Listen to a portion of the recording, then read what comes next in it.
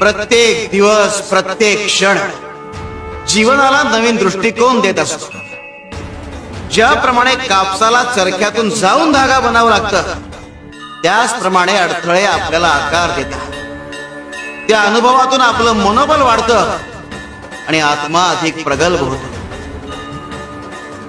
अडथळे म्हणजे नवीन सुरुवातीचा इशारा असतात, तेव्हा त्यांचं स्वागत करा. शिव शंकर शंभो. कारण भगवंताला प्रत्येक भक्त प्यारा असतो आणि जोपर्यंत भक्त दुःखी आहे तोपर्यंत देव सेवा स्वीकारेल कशी. जेवढी अपेक्षा जास्त तेवढीच निराशा. आणि कर्मावर विश्वास ठेवशील तर अपेक्षेपेक्षा जास्तच पदरी पडेल.